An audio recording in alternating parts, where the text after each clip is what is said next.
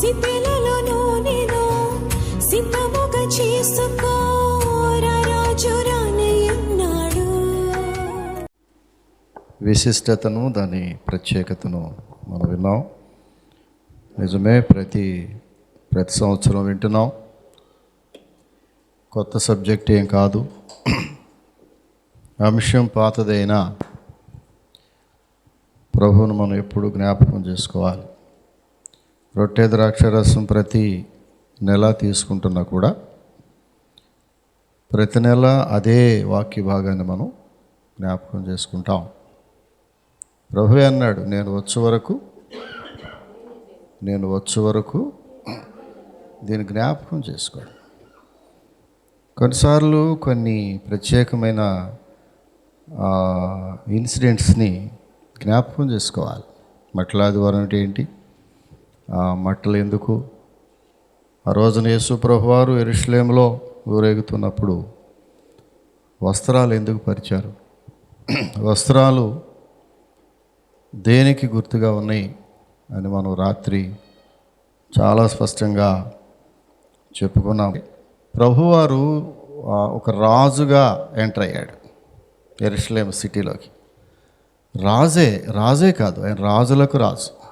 Not only king, Jesus is not only king, అది king of kings, lord of lords, రాజులకు రాజు. ఈ లోక రాజ్యములన్నీ ఎన్ని రాజ్యములు ఉన్నాయో కదా, ఎన్ని అగ్రరాజ్యాలు ఉన్నాయో. అగ్రరాజ్యాలు అంటే పెద్ద అన్నయ్య పాత్ర. పెద్ద అగ్రరాజ్యాలు ఉన్నాయి. అమెరికా దేశం లాంటి దేశాలు, చైనా లాంటి దేశాలు కదా, కొన్ని ఉగ్రవాదాన్ని పెంచి పోషిస్తున్నటువంటి రాజ్యాలు. ఎన్ని రాజ్యాలు ఉన్నాయో, 290 రాజ్యాలు ప్రపంచంలో. ప్రతి రాజ్యము ఒక రోజున బైబిల్ చెప్తుంది ఆయన సన్నిధిలో మోకరించవలసిందే. చప్పట్లు కొట్టండి ఒకసారి అందరూ.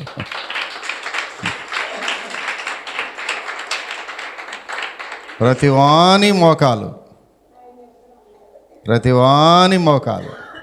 ఆయన సన్నిధిలో వంచవలసిందే. అలాంటి రాజులకు రాజు ఆయన, ప్రభువులకు ప్రభు. ఆయన రాజ్యములకు అంతము లేదు, ఆయన సంవత్సరములకు అంతము లేదు. ప్రభువా, నీ సంవత్సరములకు అంతము లేదు.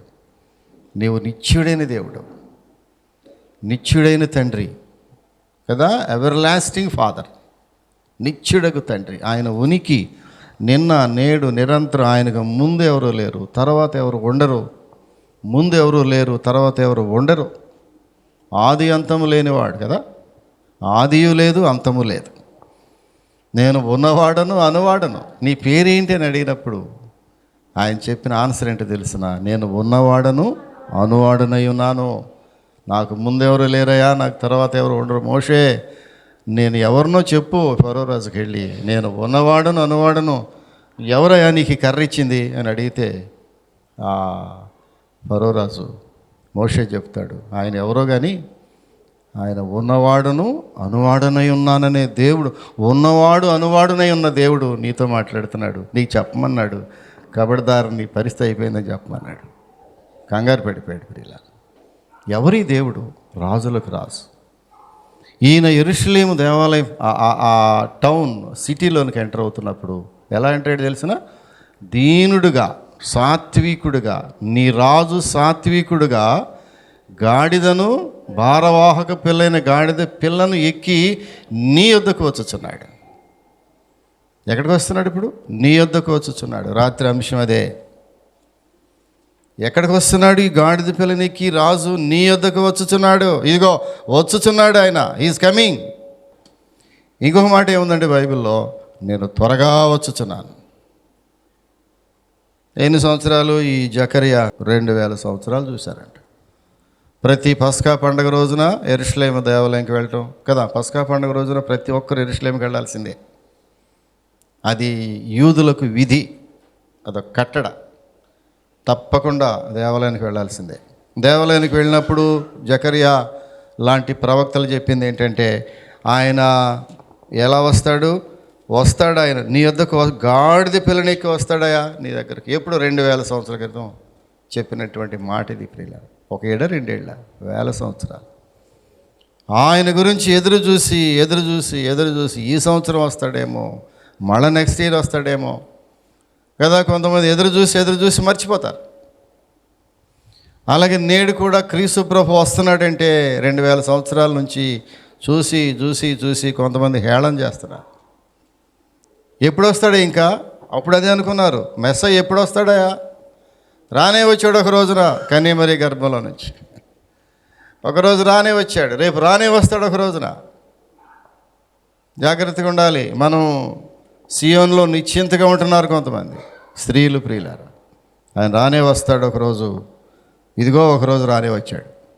ఎలా వచ్చాడు చూడండి. మత్తయి సువార్తలో, మత్తయి సువార్త 21వ అధ్యాయము, మత్తయి సువార్తలోకి వెళదాం. 21వ అధ్యాయము.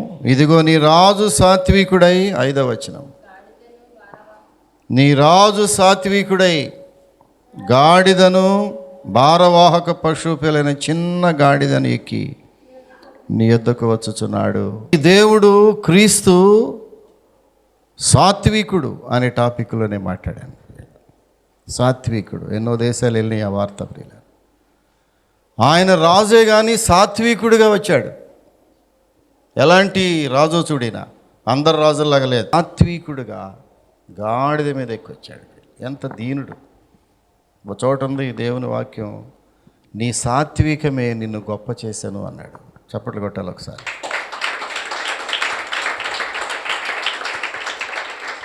నీ సాత్వికమే నిన్ను గొప్ప చేశాను. ఎవరు సాత్వికముగా ఉంటారో వారు చాలా గొప్ప జీవితాన్ని అనుభవిస్తారు. నేను కళ్ళారా చూశాను నా జీవితాలు. సాత్వికము, తగ్గించుకుని, ఎవరు దీనుడైన మాట విని. క్రిస్టియానిటీ ఈజ్ నథింగ్ బట్ సాత్వికము, దీనత్వము. సంవత్సరాలు గతించిన క్రైస్తవురాలిగా, క్రైస్తవుడిగా నీవు దీనత్వాన్ని నేర్చుకోకపోతే బైబిల్ నీవు ఫాలో అవ్వట్లేదన్నమాట. నీ బ్యాక్గ్రౌండ్ ఏదైనా, సహోదరుడా, నువ్వెవరమైనా ఈ వాక్యం వింటున్నావేమో, నీ బ్యాక్గ్రౌండ్ ఏదైనా, నువ్వు ఎంతటి ఘనమైన కుటుంబ వ్యవస్థ నుంచి వచ్చినా, నువ్వెంత పేరు ప్రఖ్యాతులుగాంచిన వంశముల నుంచి వచ్చినా, ఆ వంశము లేక పేరు ప్రతిష్టలు ఈ దీనుడైన సాత్వికుడైన దేవుని దగ్గర పనికిరావు. ఈయన ఒరిజినల్గా సాత్వికుడు, కొని తెచ్చుకున్న సాత్వికుడు కాదు. తల్లి గర్భములో జన్మింపక ముందు తండ్రి యొద్ద ఉన్నప్పుడే ఆయన తండ్రికి విధేయుడైనటువంటి సాత్వికుడు. ఆయన పెదవుల మీద దయారసం ఉందన్నాడు. ఆయన దయగలిగిన మాటలకు అందరూ ఆశ్చర్యపడ్డారు. అలాంటి రాజు ఆయన. ఆ రాజు నోటి వెంట వచ్చే మాటలు ఎలాంటి మాటలు అంటే దయగలిగిన మాటలు. ఉందా ఎప్పుడైనా ఆ దయగలిగిన మాటలు మాట్లాడగలుగుతున్నామా? ఇతరులను చూసినప్పుడు మనం ఎంత గొప్పవారమో చెప్పాలనుకుంటాం. ఇతరుల యొక్క పేదరికాన్ని చూసినప్పుడు, ఎవరైనా మనకంటే కొంచెం తక్కువ స్థాయిలో ఉన్నవారు ఎదురుపడినప్పుడు నీ గొప్పతనాన్ని ప్రదర్శించడానికి నీవు ప్రయత్నం చేసే ఒక మానవ జాతి మంది. చాలా విచారం ప్రియుల. ఆయన ఎంత గొప్ప దేవుడో కదా. నేను పిలిస్తే దోతల సమూహము, అంతే, అట్లాగ కొన్ని వందల వేల లక్షల మంది దోతలు నా ముందు వాలిపోతారు వచ్చి. కానీ నేను పిలవలేదు. నా తండ్రిని వేడుకుంటే అంతమంది సైన్యాన్ని పంపుతాడు. నాకు ఈ సిలువెక్కాల్సిన అవసరం లేదు, ఇన్ని దెబ్బలు తిలాల్సిన అవసరం లేదు, ఇంత రక్తాన్ని స్వరక్తమును కార్చవలసిన అవసరత కూడా లేదు ప్రియుల. ఒక్కసారి నా తండ్రిని ఒక్కసారి పిలిస్తే అంతమందిని పంపుతాడు. కానీ ఎందుకు ఈ శ్రమ పడుతున్నాను నేనంటే దానికే వచ్చాను. నేను భూమి మీదకి వచ్చింది దాని కొరకేనాయా. పేతురుతో అంటాడు, పేతురు నీలో సైతాన్ దూరిందయా, నన్ను శ్రమ పడొద్దంటావేంటి, నువ్వు వచ్చింది దేనికి? శ్రమ పట్టాకే ప్రభువా నీకు ఆ మరణము దూరమవును గాక అంటే సాతాను నా వెనకబోమన్నాడు. పేతురుని అంటాడు, సాతాను వెనకబో, నువ్వు ప్రేమిస్తున్నావు అనుకుంటున్నావు నన్ను, నేను వచ్చిందే దాని కొరకు. ఎంత దీనుడు ప్రియులరా, సాత్వికుడు. ఎక్కడో తెల్ల గుర్రం ఎక్కి రావాల్సిన రాజులు గుర్రం ఎక్కుతారు కదా. రాజులు యుద్ధానికి వెళ్ళినప్పుడు గుర్రం, శాంతి సందేశాన్ని ఇవ్వటానికి వెళ్ళినప్పుడు గాడిదని ఎక్కేవాళ్ళు అంట ఆ రోజుల్లో. శాంతిగా వెళ్ళటానికేమో గాడిదను వాడేవాళ్ళు, యుద్ధం చేయడానికి వెళ్ళేటప్పుడేమో గుర్రాన్ని వాడేవాళ్ళు. ఇప్పుడు ఈయన దేన్ని వాడాడు? గుర్రాన్ని వాడాడా, గాడిదని వాడాడా? గాడిదని వాడాడు. అంటే శాంతి కాముకుడు, శాంతి దూత. యేసు ప్రభువారు ప్రపంచానికి శాంతి దూత. అందుకే మాసిలమణయ్య గారు రాశాడు పాట, శాంతి దూత. హే ప్రభు యేసు, హే ప్రభు యేసు. ఎల్లారు ఈశ్వరి పాడింది ఆ పాట. శాంతి దూతగా వచ్చాడు ప్రపంచానికి. ఇదిగో శాంతి దూతగా గాడిద పిల్లని ఎక్కెళ్తున్నాడు. పిల్లలు ఏం చేశాడు తెలిసిన? యెరూషలేములోనికి వెళ్ళినప్పుడు ఒక పని మిగిలిపోయింది ఇంకా ఆయనకి. తండ్రి అప్పగించిన పనిలో ఒక చిన్న పని మిగిలింది. అందుకే యెరూషలేము వెళ్ళాడు. కిందకు వస్తే వెళ్ళటమే, ఊరేగింపు అయిపోవటమే. ఊరేగింపు అంటే ఎంత బ్రహ్మాండం ఊరేగింపు చేశాడు. ఎలాంటి ఊరేగింపు? ఆయన నడుస్తూ ఉంటే రైట్ సైడ్ ఒక ప్రొసెషన్, లెఫ్ట్ సైడ్ ఒక ప్రొసెషన్ కదా, తండాలుగా చంటి పిల్లలు, బాలుర యొక్కయు చంటి పిల్లల యొక్కయు స్తుతుల మూలముగా నీ ఒక దుర్గమును స్థాపించితివి. బైబిల్ చదవండి, చక్కని మాటలు. చంటి పిల్లలు, బాలురు, వారు స్తుతులు, హోసన్నా జయము, ప్రభు హోసన్నా జయం అని పాటలు పాడుతూ ఉంటే ప్రియుల, దావీదు కుమారునికి జయము, జయం అనే మాట ఒకటేసి కింద అన్నాడు. హోసన్నా జయము. ఏం చేశారంట? కేకలు వేశారంట. ఆ ఊరేగింపు చూస్తూ ఉంటే కేకలో, ఓ పక్కన చేతులతో మట్టలో, ఏ మట్టలు అవి? ఆ ఖర్జూరపు మట్టలు ప్రియులు. కొంతమంది నూతన వస్త్రాలు తీసుకుని వచ్చే రోడ్డంతా పరిచేశారు. నూతన వస్త్రాలు, అది మన జీవితాలను క్రీస్తుకి సమర్పించుకుని, surrender to Jesus Christ, surrender our lifes to Jesus Christ. నూతన వస్త్రాలు పరిచారంటే వారి జీవితంలోను వారి హృదయాలను క్రీస్తు ప్రభువుకు సమర్పించారు. వాళ్ళు ఆరాధన, ఆ ఊరేగింపులో వారు ఆరాధించారు ప్రభువుని. మరికొంతమంది చేతులతో మట్టలు పట్టుకుని, ఆ ప్రక్కన కొంతమంది, ఈ ప్రక్కన కొంతమంది. ఆ మట్టలు దేనికంటే ఆయన యొక్క విజయోత్సవము, ట్రయాంఫ్లెస్ అన్నాడు ఇంగ్లీష్లో దాన్ని. విజయోత్సవ ర్యాలీ ఇది. నూతన వస్త్రాలు పరిచారు, గాడిద మీద కూడా పరిచారు కదా. ఆయన గాడిద ఎక్కించేటప్పుడు గాడిద మీద ఒట్టిగా కాకుండా నూతన వస్త్రాలు పరిచారు. చక్కదాని మీద కూర్చోబెట్టారు ప్రభువారిని. నేరుగా ఎక్కడికి వెళ్ళాడు ఆయన అంటే యెరూషలేము గుడిలోకి వెళ్ళిపోయాడు. నేరుగా ఆ ఊరేగింపు అయిపోగానే నెక్స్ట్ స్టెప్ ఎక్కడికి వేసాడంటే యెరూషలేము గుడిలోకి వెళ్ళిపోయాడు. ఎటువంటి గుడి అది? రాత్రి చెప్పాను నేను, 40 సంవత్సరాలు కట్టిన గుడి అది. గొప్ప the greatest monument of the world. ప్రపంచంలో గొప్ప కట్టడం అది. దావీదు కుమారుడైనటువంటి సొలొమోను ఎన్నో సంవత్సరాలు, 60 సంవత్సరాలు కట్టినట్టు ఉంది, 40 కాదు కానీ బైబిల్లో 60 సంవత్సరాలు కట్టారు దాన్ని. 1 ఏడా 2 ఏళ్ళ 60 సంవత్సరాలు కష్టపడి నిర్మించినటువంటి దేవాలయం అది. సంవత్సరంలో జీవితంలో ఒక్కసారైనా యెరూషలేము దేవాలయం చూడాలంటారు. అలాంటి దేవాలయంలోకి సడన్గా సర్ప్రైజ్ విజిట్ చేశాడు. ఆకస్మిక తనిఖీ వెళ్ళి ఆకస్మికంగా గుళ్ళోకి వెళ్ళాడు యేసుప్రభు వారు. ఏం జరిగింది అక్కడ? గుళ్ళో ప్రార్థన జరుగుతున్నాయా? బైబిల్ చదువుతున్నారా? అయ్యగారు వాక్యం చెబుతున్నారా? కొయిర్ వారు పాటలు పాడుతున్నారా? ఎలా ఉందో తెలిసిన అక్కడ చూడండి. 21వ అధ్యాయము. యేసు దేవాలయంలో ప్రవేశించి ఊరేగింపు అయిపోగానే గుళ్ళోకి వెళ్ళాడు. ఎలాగానే ఏం జరిగింది చూడండి అక్కడ. క్రయ విక్రయములు చేయవారిని, అంటే ఆ సరుకు అమ్మేవాళ్ళు కొనేవాళ్ళు, క్రయ విక్రయములు. గువ్వలమ్మవారు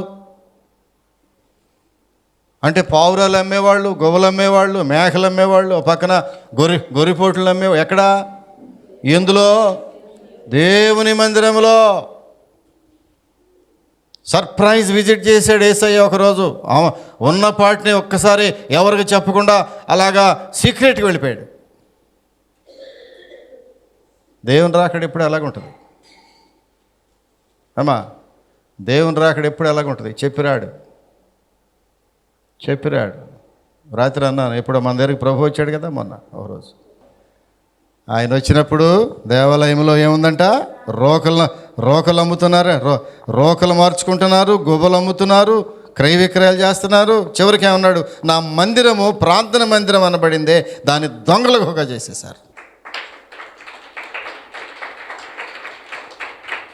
నా మందిరము అనేకులకు ప్రార్థన మందిరం అని రాయబడి ఉన్నదే. ప్రభు అంటున్నాడమ్మా, ఏడుస్తూ మాట్లాడుతున్నాడు. మీకు తెలుసా, ఆ రోజున దేవుడు ఏడ్చాడు. యెరూషలేమును చూసి దేవుడు ఏడ్చాడు, ప్రభు ఏడ్చాడు. ఆయన కన్నీళ్లు విడిచాను అని ఉంటుంది బైబిల్. Jesus wept. ఒక్క చిన్న వచనం అది, ఫుల్ వచనం. బైబిల్ మొత్తంలో చిన్న వచనం అదే, జీసస్ వెప్ట్ అని ఉంటుంది.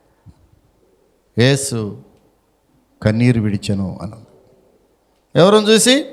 ఈ మందిరాన్ని చూసి, యెరూషలేమును చూసి. అయ్యో యెరూషలేమా, నేడైనాను ఈ దినమందైనాను నీవు మారు మనసు పొందితే ఎంత మేలు నీకు, అది నీ కన్నులకు గురిడితనం కలుగజేసింది అని యెరూషలేమును వైపు చూసి ఏడ్చాడు. ప్రియులారా, అంత కాదు మన ఇక్కడికి వచ్చింది. హృదయపూర్వకంగా ఆయన స్తుతిద్దాం. పరలోక రాజ్యానికి మనం సిద్ధపడదాం. దేవుని వాక్యాన్ని నమ్ముదాం. దేవుడు ఏం చెబుతాడో దాన్ని విందాం. ఇక్కడ చూడు, ఆయన ఏం చేశాడు తెలిసిన? అక్కడ ఉన్నటువంటి ఆ టేబుల్స్ని, బల్లలను తిరగొట్టేసేసి కడుపు మండిపోయింది. ఎంత దుఃఖపడ్డాడో అంత కోపం వచ్చింది. ఎంత కోపపడ్డాడో అంత దుఃఖపడ్డాడు కదా. కొరడాలతో వాళ్ళు కొట్టేసి చిమ్మేసి అటు ఇటు ఆ పావురాలు, ఆ డబ్బులు చిమ్మేసేసాడు.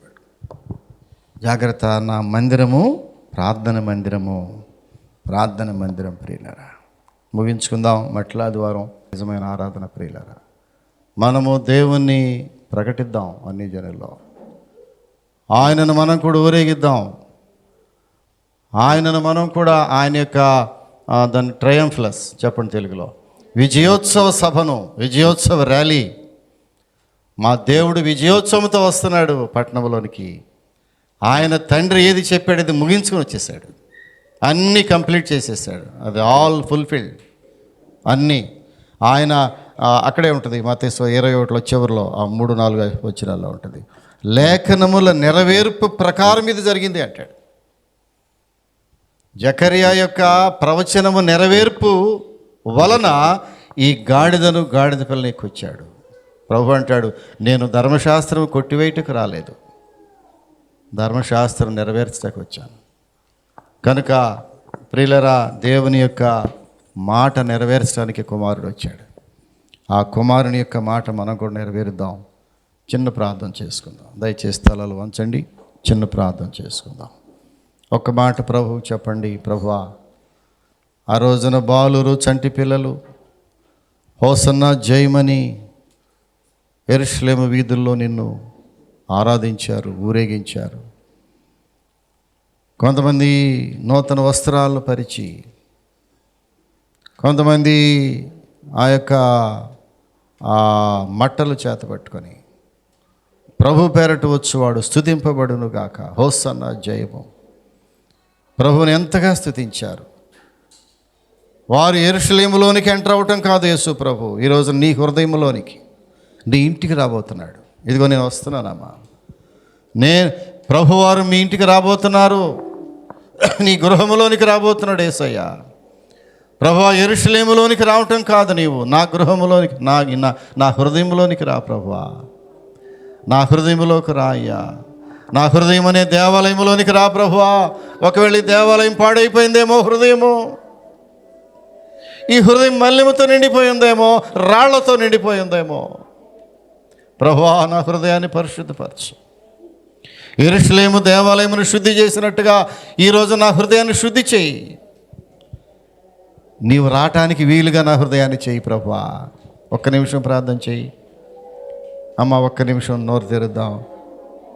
ప్రభువా నా హృదయాన్ని ఒక్కసారి చూడయ్యా. సడన్గా ఒక్కసారి హృదయంలోకి వస్తే, ఒకేసారి చెప్పా పెట్టకుండా హృదయంలోకి దేవుడు వస్తే నీ హృదయం ఎలా ఉంది రోజున? యెరూషలేము దేవాలయంలోనికి చెప్పకుండా వెళ్ళిపోయాడు. ఆ దేవాలయం అంతా కూడా మలినమైపోయింది. దేవాలయం అంతా కూడా ఆ బిజినెస్ అయిపోయింది. దేవాలయం అంతా కూడా కమర్షియల్ అయిపోయింది. దేవాలయం అంతా కూడా రోకలు మార్చుకోవటం అయిపోయింది. దేవాలయం అంతా కూడా పావురాలు అమ్ముకునేవారు తయారైపోయారు. దేవాలయంలో జంతువులు మార్చేవాళ్ళు తయారైపోయారు. ఎలా ఉంది నీ హృదయం ఈ రోజున? ప్రభువా నా హృదయాన్ని తెరుస్తున్నాను నేను. లూదియ హృదయం తెరిచినట్టుగా ప్రభువా ఇప్పుడు నా హృదయాన్ని తెరుస్తున్నానయ్యా. నా హృదయాన్ని తెరుస్తున్నాను ప్రభువా. హృదయమంతా మలినముతో, హృదయమంతా లోక చెత్తతో, హృదయమంతా ద్వేషములతో, హృదయమంతా రాళ్లతో, పాపముతో నిండిపోయి ఉందేమో ఒకవేళ. ఇప్పుడే నా హృదయాన్ని బాగు చేయి ప్రభువా. నా హృదయాన్ని బాగు చేయి ప్రభువా. యెరూషలేము దేవాలయమును బాగు చేసినట్టుగా ఇప్పుడు నా హృదయం బాగు చేయి ప్రభువా. నీవు వచ్చు చూపవచ్చున్న హృదయములే నా హృదయం చేయి ప్రభువా. ఏమో ఒక్క నిమిషం ప్రార్థన చేయగలవా సహోదరి? ఎందుకు ఇంతసేపు వాక్యం విన్నాం మనం? ఎందుకు ఇంత విలువైన వాక్యాలని మనం చర్చించుకున్నాం? యెరూషలేము దేవాలయమును బాగు చేశాడు దేవుడు. దేవాలయం అనగా మన హృదయమే. నా హృదయమును బాగు చేయి.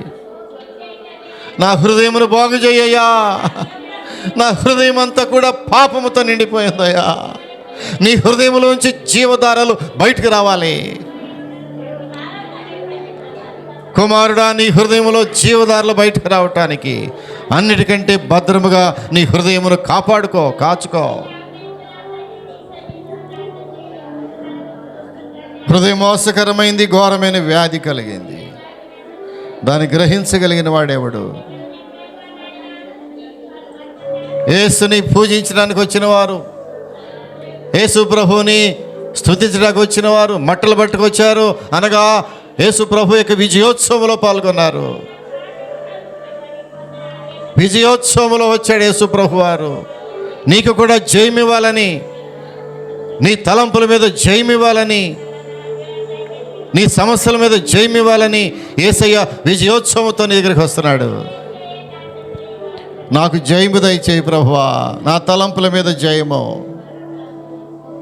పాపం మీద జయము, శరీరం మీద జయము. నాకు నా కళ్ళ మీద జయము లేదు ప్రభువా. ప్రార్థన చేయమా ఒక్క నిమిషం. అయ్యా ఈ వాక్యం విన్నటువంటి నేను నీ సన్నిధిలో ప్రార్థిస్తున్నాను ప్రభువా. నా హృదయాన్ని దయచేసి ఈరోజు బాగు చేయి. హృదయాన్ని బాగు చేయి.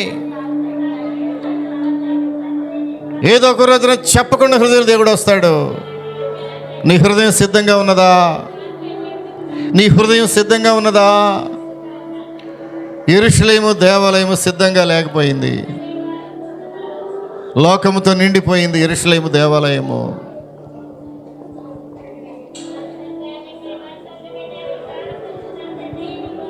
ప్రభువా ఈ బిడ్డల మీదకి ప్రార్థన ఆత్మను కుమ్మరించండి. పశ్చాత్తాప ఆత్మను కుమ్మరించండి. విశ్వాసపు ఆత్మను కుమ్మరించండి. సంఘం మీదకు పరిశుద్ధాత్మను బిడ్డల హృదయంలో కుమ్మరించండి ప్రభు. గ్రహింపగలిగిన ఆత్మను బిడ్డల మీద కుమ్మరించండి తండ్రి. ఏ స్థితిలో పడిపోయేమో బిడ్డలకు గ్రహింపగలిగిన ఆత్మను కుమ్మరించండి. ఏ స్థితిలో పడిపోయామో, హృదయం ఏ స్థితిలో కఠినమైపోయిందో, హృదయం ఎట్లయితే దేవునికి వ్యతిరేకముగా ఉన్నదో ఒక్కసారి బిడ్డలకు గ్రహింపు దయచేయండి ప్రభువా.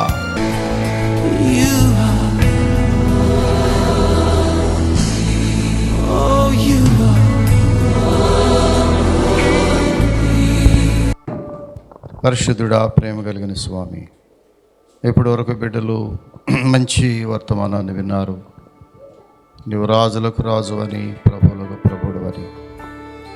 ప్రభువా, నీవు భారవాహక పిల్లనికి దీనుడుగా, ప్రభు సాత్వికుడుగా యెరూషలేము వీధుల్లో జయోత్సవంతో ఊరేగించావని మేము విన్నాం తండ్రి. ప్రభువా, నీవు ఎంత గొప్ప రాజువో అంత దీనుడుగా మా మధ్యలోకి వచ్చావు. యెరూషలేములోనికే కాదు, మా గృహములోనికి రావటం సిద్ధంగా ఉన్నావు. మా హృదయంలోకి రావటం సిద్ధపడుతున్నావు. ప్రభువా, మా హృదయాలను సిద్ధం చేసుకునే వారిగా చేయండి. యోగ్యమైన హృదయాలుగా మమ్మల్ని చేయండి. ప్రభువా, ఈ వాక్యమునికి ముద్ర వేయండి.